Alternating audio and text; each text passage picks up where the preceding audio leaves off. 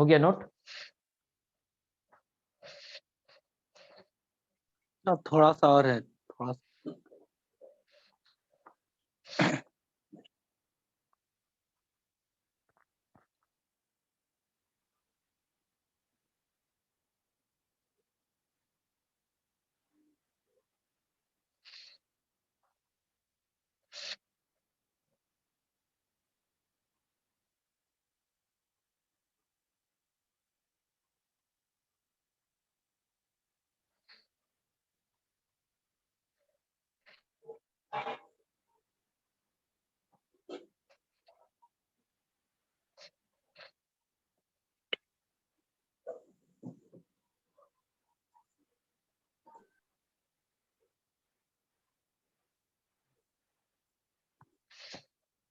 हो गया।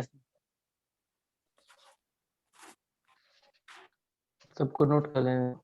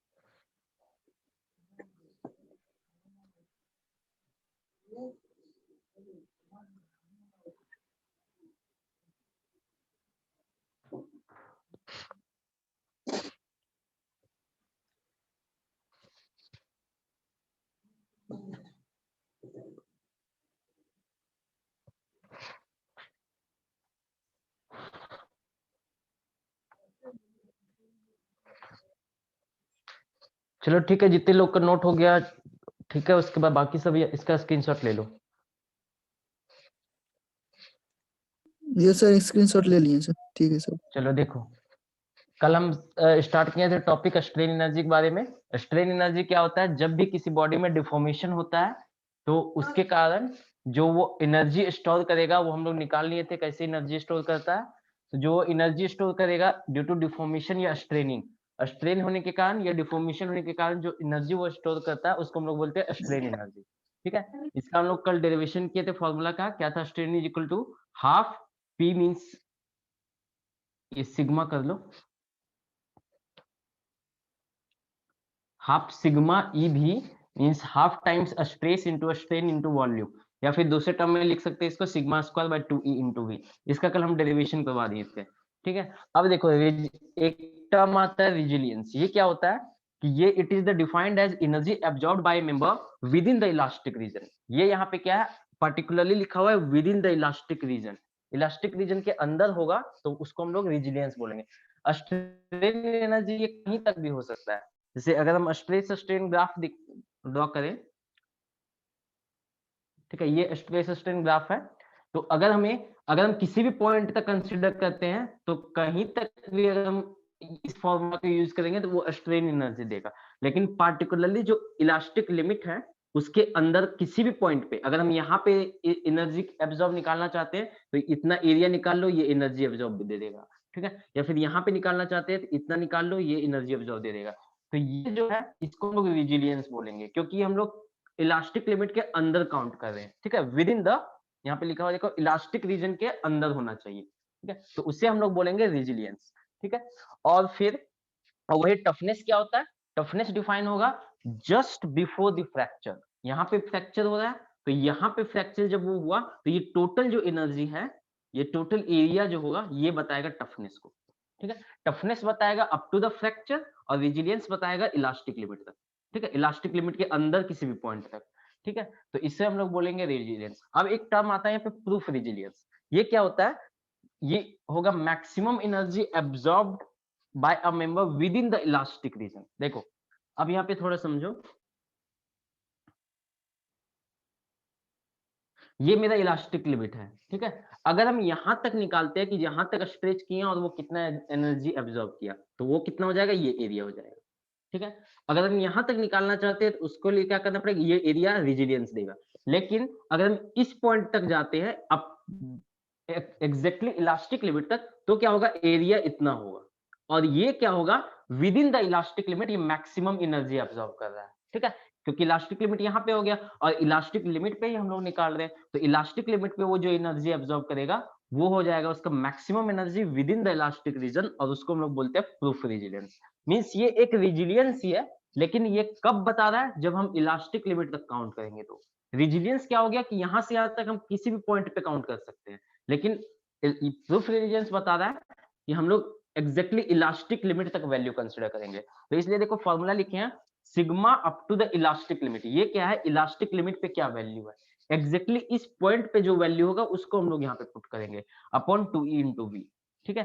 रेजिलियंस क्या हो गया, किसी भी पॉइंट पे हम लोग ले सकते हैं, यहाँ पे कितना वैल्यू है, यहाँ पे कितना वैल्यू, किसी पॉइंट पे ले लेंगे तो रेजिलियंस दे देगा, लेकिन एग्जैक्टली इस पॉइंट पे कंसिडर करेंगे तो वो हमें देगा प्रूफ रेजिलियंस, ठीक है। तो ये मैक्सिमम एनर्जी हो गया। अब एक टर्म आता है modulus of resilience. Modulus of resilience क्या होता है, देखो फॉर्मूला में यहाँ पे क्या है, वॉल्यूम है, ठीक है। अगर हम इस वॉल्यूम से डिवाइड कर देंगे तो वो टर्म बन जाता है मॉडुलस ऑफ रेजिलियंस, ठीक है। तो वॉल्यूम से डिवाइड कर देंगे तो क्या हो जाएगा, देखो वॉल्यूम में क्या आएगा, लेंथ आएगा, जो भी ये डायमेंशन इंक्लूड करता है वॉल्यूम, कोई भी डायमेंशन होगा या फिर डायमीटर होगा या फिर लेंथ विड्थ और हाइट होगा, तो उससे हम जब डिवाइड कर दिए तो ये डायमेंशन से फ्री हो गया, ये जो पार्ट है ये मेरा डायमेंशन से फ्री हो गया, ठीक है। जब कोई चीज डायमेंशन से फ्री हो जाता है तो वो उसका प्रॉपर्टी बन जाता है, जैसे डेंसिटी। डेंसिटी क्या होता है, डेंसिटी होता है मास पर यूनिट वॉल्यूम, ठीक है। तो यहाँ पे ये क्या हो गया, डायमेंशन से फ्री हो गया, तो इसकी वजह से ये एक मटेरियल का प्रॉपर्टी हो जाता है। उसी तरह से यहाँ पे जो वॉल्यूम था वो हमारा डायमेंशन से, जब हम इस वॉल्यूम को हटा दिए तो ये डायमेंशन फ्री हो गया, तो इसलिए ये जो मॉडुलस ऑफ रेजिलियंस होता है ये प्रॉपर्टी होता है मटेरियल का। जिस तरह इलास्टिक मॉडुलस होता है ना प्रॉपर्टी, इसका वॉल्यूम फिक्स होता है किसी मटेरियल के लिए, उसी तरह ये भी प्रॉपर्टी होता है, ये फिक्स होगा किसी मटेरियल के लिए, लेकिन ये फिक्स नहीं होगा क्योंकि यहाँ पे वॉल्यूम चेंज होते जाएगा। अगर हम स्ट्रेस और ई को सेम रखते हैं और वॉल्यूम को चेंज करते जाएंगे, वॉल्यूम का चेंज होगा। अगर एक मान लेते हैं हम ऐसा बार कंसिडर कर लिए, एक छोटा बार कंसिडर कर लिए, तो यहाँ पे क्या होगा, वॉल्यूम चेंज हो रहा है, तो ये भी इसका वैल्यू भी चेंज होगा, लेकिन यहाँ पे ये वैल्यू चेंज नहीं होगा, चाहे इतना बड़ा बार कंसिडर करें या फिर इतना छोटा बार कंसिडर, क्योंकि ये वॉल्यूम टर्म है ही नहीं। अगर सेम स्ट्रेस लग रहा है तो इसका वैल्यू जो है वो फिक्स होगा, इसके लिए भी, इसके लिए भी, तो इसलिए ये एक प्रॉपर्टी बन जाता है मटेरियल का, ठीक है। मॉडुलस ऑफ रेजिलियंस क्या होता है, proof resilience per unit volume, मतलब वॉल्यूम से हम लोग डिवाइड कर दिए, पर यूनिट वॉल्यूम, यही फॉर्मूला होगा प्रूफ रेजिलियंस, और यूनिट वॉल्यूम को हम लोग बोलते हैं मॉडुलस ऑफ रेजिलियंस। और टफनेस क्या हो गया, टफनेस हो जाएगा फ्रैक्चर तक वो कितना एनर्जी एब्जॉर्ब करता है, तो within the elastic limit वो रेजिलियंस होगा, exactly up to the elastic limit जो मैक्सिमम एनर्जी एब्जॉर्ब करेगा उसको हम लोग प्रूफ रेजिलियंस बोलते हैं, और फ्रैक्चर पॉइंट तक जो वो एनर्जी एब्जॉर्ब करेगा उसको हम लोग टफनेस बोलते हैं, ठीक है, क्लियर है। Yes sir. ये इससे ऑप्शन में ऑब्जेक्टिव क्वेश्चन बहुत आएगा, ठीक है?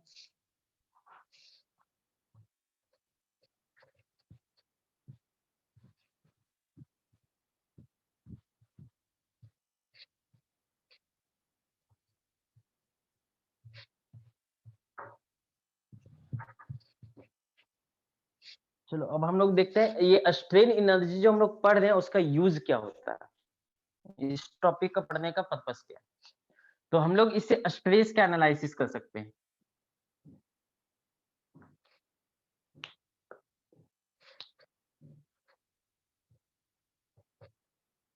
हम लोग जो भी स्ट्रेस का फॉर्मूला पढ़ेंगे, stress analysis for various type of load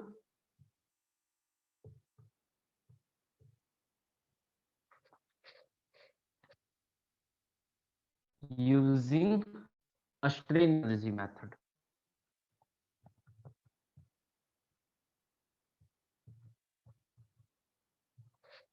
ठीक है, हम लोग देखेंगे अलग अलग टाइप के लोडिंग में स्ट्रेस हम लोग कैसे निकालेंगे इस मेथड का यूज करके, ठीक है, स्ट्रेन एनर्जी मेथड का यूज करके। तो इसमें देखो स्ट्रेन एनर्जी का फॉर्मूला क्या है, ये,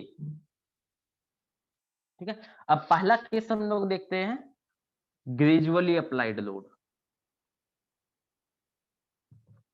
देखो जब हम टाइप ऑफ लोडिंग पढ़ा रहे थे क्लासिफिकेशन किए थे, ठीक है, एक on the basis of time उसमें था static load, dynamic load on the basis of cross section. उस पे हम लोग का axial load, shear load, normal load जो भी था, उसका था एक डिस्ट्रीब्यूशन के हिसाब से, UDL uniformly distributed load, uniformly varying load, उस टाइप का था।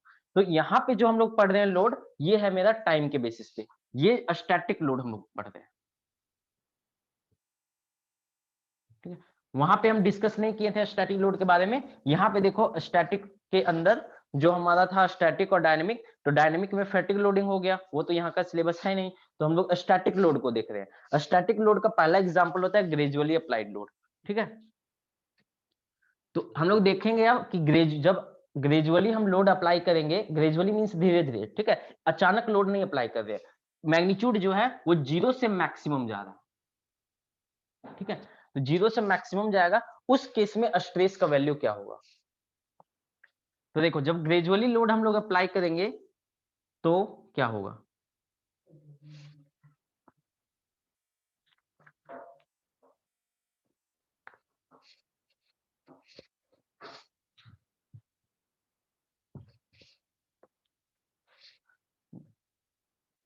नोट करते जाओ। Consider a bar of length L and area A subjected to load P.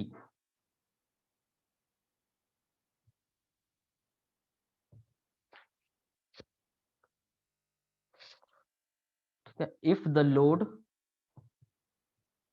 P is applied gradually,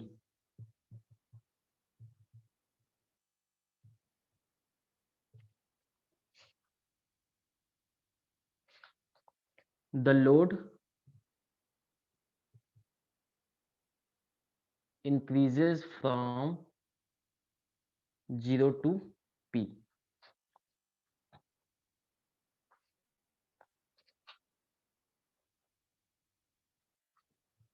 And extension increases from 0 to del. ठीक है, means हम लोग क्या कर रहे हैं यहाँ पे, अगर एक बार है मेरे पास, तो हम लोग इसमें लोड जो अप्लाई कर रहे हैं वो क्या कर रहे हैं, धीरे धीरे इसको पुल करके पी मैग्नीट्यूड पे जा रहे हैं। ठीक है, 0 से स्टार्ट करेंगे और मान लो हम लोग 100 न्यूटन तक जा रहे हैं। ठीक है, तो पहले 0 होगा, फिर 1 होगा, फिर 2 होगा, फिर 3 होगा, इस तरह से हम लोग 100 तक जाएंगे। ठीक है, सडनली हम लोग 100 न्यूटन का लोड नहीं अप्लाई करेंगे, इसी को हम लोग बोलते हैं ग्रेजुअली अप्लाइड लोड। ठीक है, ग्रेजुअली अप्लाइड मतलब धीरे धीरे हम उसको अप्लाई कर रहे हैं। जैसे एक होता कि इसमें डायरेक्ट हम 100 न्यूटन का लोड लगा दिए, ऐसा हम नहीं कर रहे हैं। यहाँ पे हम क्या कर रहे हैं, पहले 0, फिर 1, फिर 2, 3 ऐसे करके इंक्रीज कर रहे हैं और 100 तक पहुंच रहे हैं। फाइनली 100 तक पहुंच रहे हैं और उतना ही लोड लगेगा फाइनली, लेकिन ये ग्रेजुअली अप्लाई हो रहा है, इसलिए हम लोग इसको बोलते हैं ग्रेजुअली अप्लाइड लोड। तो इसका ग्राफ अगर देखें लोड का और डिफॉर्मेशन का, तो देखो कुछ ऐसा होगा, ये डिफॉर्मेशन है, टाइम लिख दो यहाँ पे, टाइम के रिस्पेक्ट में लोड देखो कैसे वैरी कर रहा है। ठीक है, ये ग्राफ होगा, मतलब जैसे जैसे टाइम बढ़ रहा है मेरा लोड का मैग्नीट्यूड भी बढ़ रहा है, इंक्रीज कर रहा है। ठीक है, शुरू में 0 था, उसके बाद फिर इंक्रीज हुआ, फिर इंक्रीज इंक्रीज इंक्रीज इंक्रीज करके मैक्सिमम यहाँ पे पी पहुंच गया। तो ये होता है ग्रेजुअली अप्लाइड लोड का वेरिएशन टाइम के साथ, क्योंकि हम टाइम के साथ क्लासिफिकेशन कर रहे हैं, तो ये होता है टाइम के साथ इसका वेरिएशन लीनियर होगा। ठीक है, ये हो गया ग्रेजुअली अप्लाइड लोड। वही अगर हम इसको सीधा स्ट्रेट कर दें तो इसको हम लोग बोलते हैं इम्पैक्ट लोड। ये जो लाइन होगा ये रिप्रेजेंट करेगा इम्पैक्ट लोड को, मींस हम 0 टाइम पे उस पे मैक्सिमम लोड डाल दिए, तो इसलिए उसका ग्राफ क्या हो जाएगा, पूरा एक वर्टिकल लाइन हो जाएगा। तो ये हम लोग आगे देखेंगे, पहले देख लेते हैं ग्रेजुअली अप्लाइड लोड को। तो देखो ग्रेजुअली अप्लाइड लोड में क्या होगा, हमने एक बार कंसीडर कर लिया लेंथ एल और एरिया ए का, जिसमें हम लोड पी लगा रहे हैं। पी क्या हो रहा है, लोड पी जो है ग्रेजुअली अप्लाइड हो रहा है, मींस लोड जो है हमारा वो 0 से पी जा रहा है। ठीक है, 0 से स्टार्ट किए 1 2 3 4 5, जहां तक हमको जाना है वहां तक चले गए। और जब लोड हमारा 0 से पी जा रहा है तो एक्सटेंशन क्या होगा, वो भी 0 से डेल्टा जाएगा। ठीक है, जब लोड 0 होगा तो एक्सटेंशन 0 होगा, जब लोड 1 न्यूटन का होगा तो उसके करस्पॉन्डिंग कुछ एक्सटेंशन होगा, और जब लोड p न्यूटन का होगा उसके करस्पॉन्डिंग जो एक्सटेंशन होगा वो हम एज्यूम करनी है डेल्टा होगा। ठीक है, तो अब जब हम किसी चीज में लोड लगा रहे हैं तो मींस हम वर्क कर रहे हैं। ठीक है, वर्क डन बाय लोड, हम जो लोड लगा रहे हैं बाहर से वो कितना वर्क कर रहा है, तो वो वर्क क्या हो जाएगा, देखो यहाँ पे जो हम लोड अप्लाई कर रहे हैं वो ग्रेजुअली कर रहे हैं 0 से P, इसलिए यहाँ पे हम एवरेज लेंगे।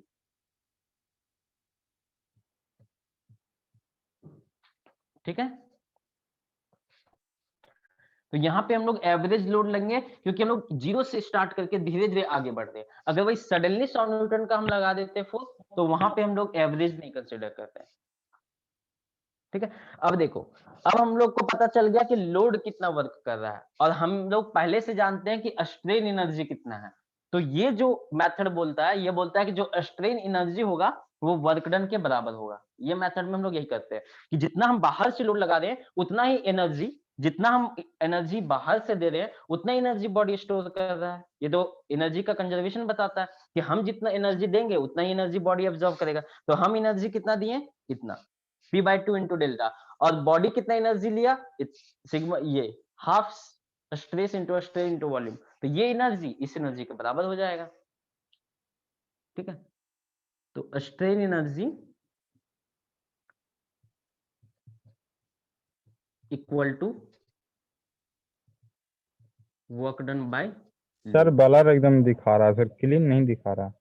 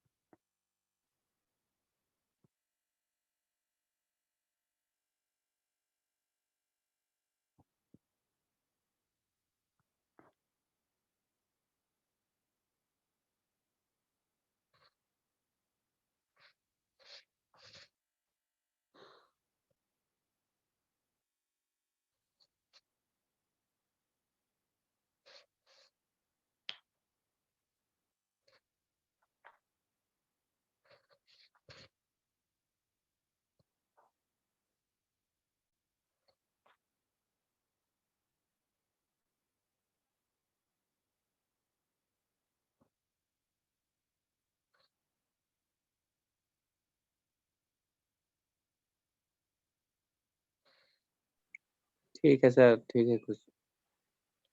ये प्रॉब्लम पता नहीं क्यों हो रहा है, फ्लक्चुएट करता है पूरा स्क्रीन। हाँ सर, मेरा भी नेटवर्क फ्लक्चुएट करता है कभी कभी। नहीं, नेटवर्क नहीं, ये स्क्रीन फ्लक्चुएट कर रहा है।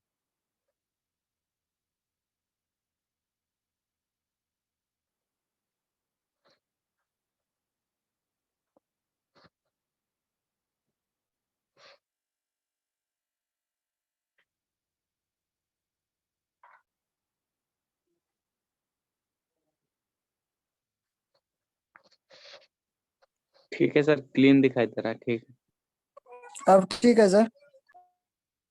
ठीक है, प्रॉब्लम हो रहा है क्या?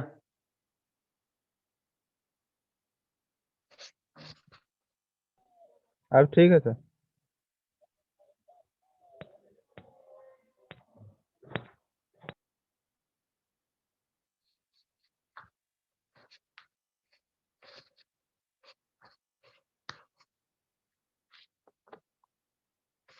ठीक है, ये दोनों को इक्वेट करो, स्ट्रेन एनर्जी का वैल्यू यहां से रख दो, half sigma into E into V equal to work done by the load कितना आ रहा है,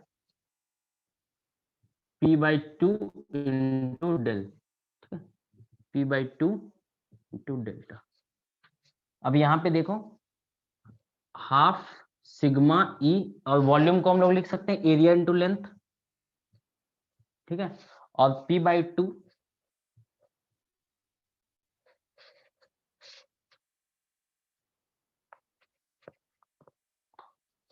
और डेल्टा को लिख सकते हैं हम लोग, देखो डेल्टा क्या है, स्ट्रेन हमारा होता है, strain equal to delta upon L.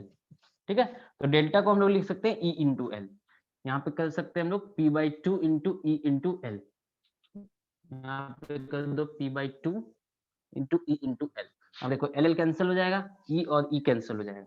ठीक, और टू टू कैंसिल हो जाता है, यहाँ से सिग्मा क्या आ रहा है, स्ट्रेस P/A। देखो हम लोग यही अभी तक पढ़ते आए हैं। सर इसका नोट्स सेंड कर दिए ना सर? इसका? इसका नोट्स 2.3 जो दिया है इसी का है? नहीं नहीं, हम नोट्स इसका नहीं दे रहे हैं, मॉस का एक भी नोट्स नहीं दिए हैं। सारा नोट्स जो है वो MEM का है। ये सर MEM का था। इसका हम लोग यहीं पे जितना भी हम यहीं पे बोर्ड पे ही करवा दे रहे हैं सारा, क्लास में ही। लेकिन पता नहीं ना चल रहा सर कुछ, क्या नहीं पता चल रहा है? ब्लर दिख रहा है, खाली बोलते हैं वही सुनाई पड़ता है।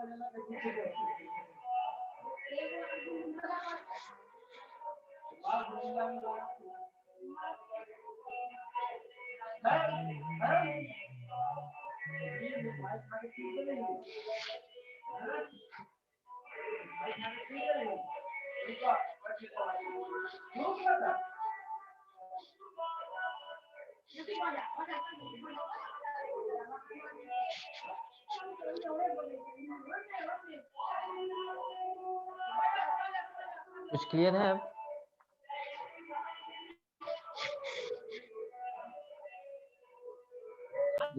कुछ कुछ सही है सर। कभी कभी एकदम क्लियर आता है लेकिन कभी कभी तो एकदम नहीं दिखता सर। ठीक ये है जूम सर। का ही प्रॉब्लम है, ये ऐप का ही प्रॉब्लम होता ठीक है। है। जूम ऐप में ही ये प्रॉब्लम हो रहा है। मीट से लीजिए ना क्लास। सर मीटिंग ऐप कर दीजिए गूगल मीटिंग से। इसका फिर अकाउंट नहीं ना होगा सर के पास? राजकिशोर सर के अकाउंट से हम पढ़ाते हैं ना।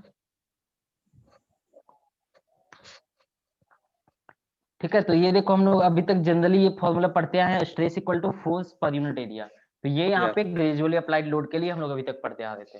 ठीक है, तो ग्रेजुअली अप्लाइड लोड का हम लोग प्रूफ कर दिए। स्ट्रेस इक्वल टू, तो हम लोग यहाँ पे स्ट्रेस का एनालिसिस कर रहे हैं, मींस स्ट्रेस निकाल रहे हैं वेरियस टाइप ऑफ लोडिंग में।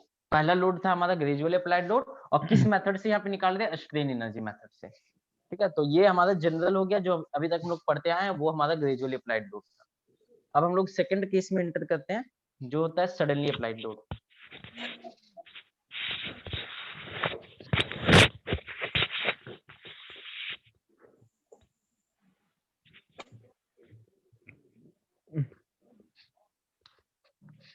सेकंड है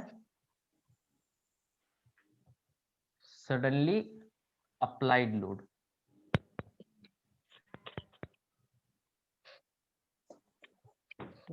इसमें क्या होगा? हम सडन एप्लीकेशन करेंगे लोड का, जिस वजह से यहाँ पे हम लोग एवरेज को कंसीडर नहीं करेंगे। ठीक है, तो इसमें देखो क्या होगा, due to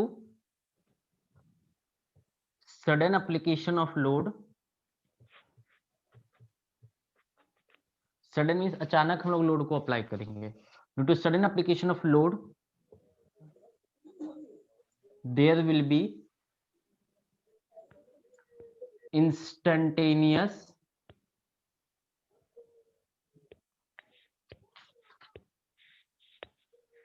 high stress and strain।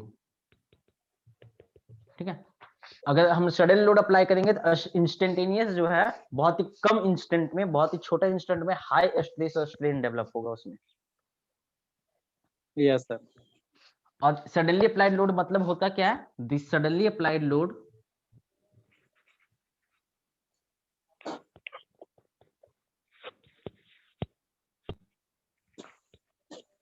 P means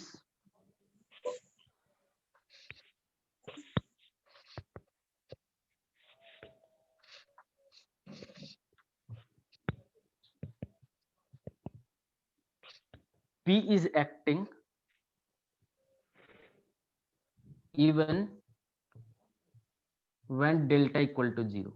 देखो यहाँ पे जब डिफॉर्मेशन 0 है उस टाइम भी P एक्ट कर रहा है। उस केस में क्या था ग्रेजुअली अप्लाइड में, जब डेल्टा 0 था उस वक्त लोड का अमाउंट भी 0 था, लेकिन यहाँ पे डेल्टा का अमाउंट 0 है उस टाइम भी P लग रहा है। बहुत छोटा इंस्टेंट के लिए ये लगता है, इसलिए क्या होता है कि अमाउंट जो लोड का होता है वो P रह जाता है, लेकिन डिफॉर्मेशन 0 से धीरे धीरे इंक्रीज करता है।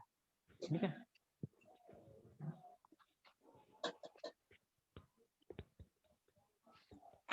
and acts throughout the period of extension।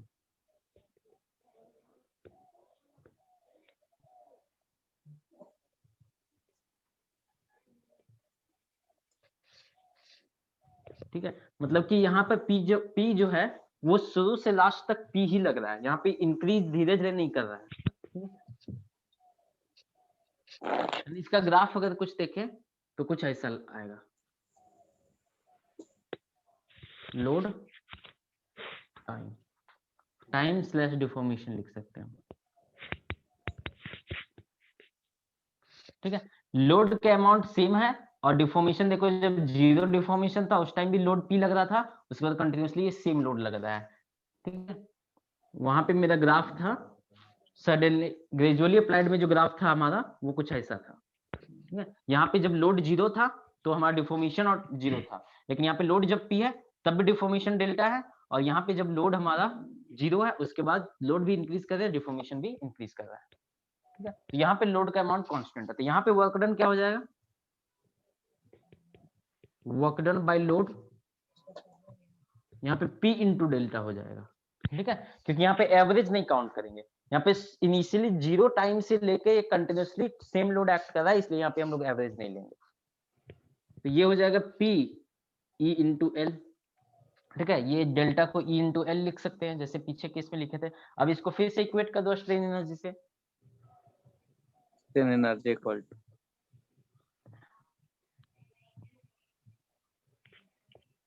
Strain energy equal to work done by load. ठीक है, स्ट्रेन एनर्जी कितना था, half sigma E into V equal to PEL। ठीक है, यहाँ पे हम लोग क्या करते हैं, वॉल्यूम को लिख सकते हैं एरिया इंटू लेंथ। ठीक है, E कैंसिल हो जाएगा, LL कैंसिल हो जाएगा, यहाँ से सिग्मा आ जाएगा 2P अपॉन E। ठीक है, तो देखो यहाँ पे से एक ऑब्जेक्टिव क्वेश्चन बनता है, जब हम सडनली अप्लाइड कर रहे हैं लोड को तब जो स्ट्रेस का मैग्नीट्यूड है वो 2 टाइम्स है ग्रेजुअली अप्लाइड का। ठीक है, यहाँ पे 2 टाइम्स आ जा रहा है फोर्स पर यूनिट एरिया। ये एक इंपॉर्टेंट रिजल्ट है, इसको लिख लो। 10 स्ट्रेस डेवलप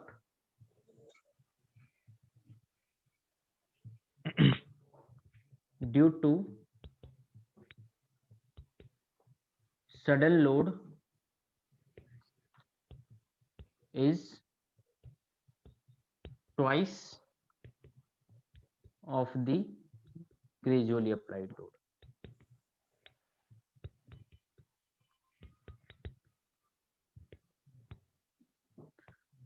अभी तक हम लोग जितना भी स्ट्रेस का क्वेश्चन किए थे न्यूमेरिकल वो सारा ग्रेजुअली अप्लाइड लोड का था, इसलिए हम लोग डायरेक्ट फॉर्मूला यूज कर देते हैं P अपॉन ए फोर्स पर यूनिट एरिया। लेकिन जब सडन लोड अप्लाई होगा उस टाइम हम लोग यूज करेंगे स्ट्रेस का 2 टाइम्स P अपॉन ए। 2 टाइम्स P अपॉन ए।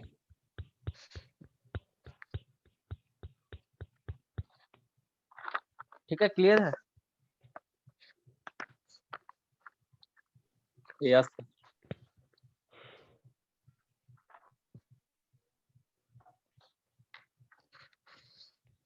चलो तो नेक्स्ट हम लोग देखते हैं थर्ड टाइप का लोड। इसमें टोटल 3 लोड पढ़ना था, एक ग्रेजुअली अप्लाइड था, दूसरा सडन लोड था और तीसरा इंपैक्ट लोड।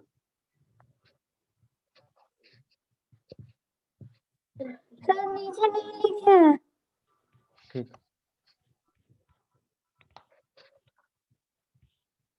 थर्ड हमारा है इम्पैक्ट लोड।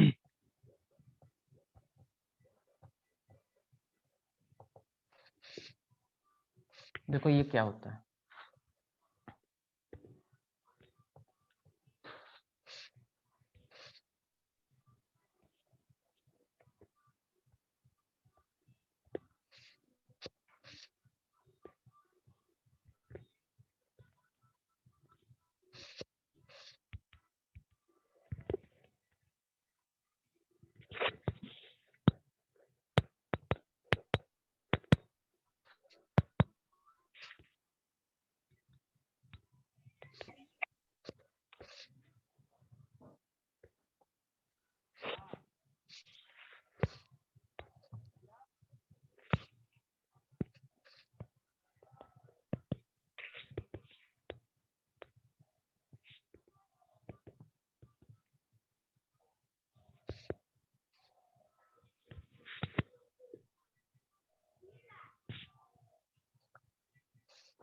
देखो इम्पैक्ट लोड में क्या होता है, हम लोग यहाँ पे क्या कर रहे हैं, एक हाइट, कुछ हाइट पे हम एक लोड को रख रहे हैं, ठीक है। एक हमारे पास इस शेप का बार है और इसको हम लोग कॉलर बोलते हैं। ये देखो ये बार है और इसको हम लोग कॉलर बोलते हैं, रखी ना। ठीक है। और ये हम लोग क्या किए, लोड है हमारा। तो ये क्या किया, कुछ हाइट से हम इस लोड को गिरा दिए इस पे, तो ये क्या आएगा, कुछ ये इस दिखता पे नहीं, direct- ब्लर दिखता है। हम चढ़ा देख लो।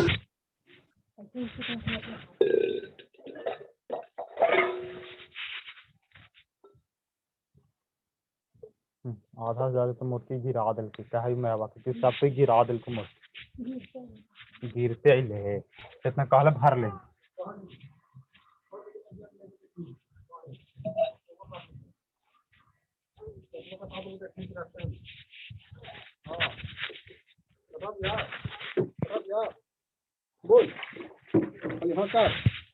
ले बढ़िया बढ़िया से।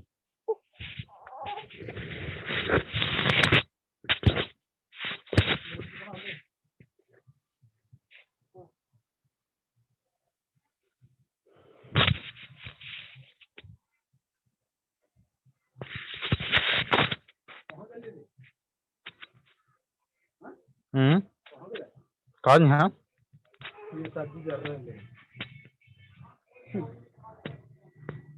सब्जी बांध की एक बार जड़ मीटिंग को एंड कर रहे हैं, फिर से तुम लोग करेक्ट करना उसी आईडी में, ठीक है। Okay sir. फिर से उसी आईडी में कनेक्ट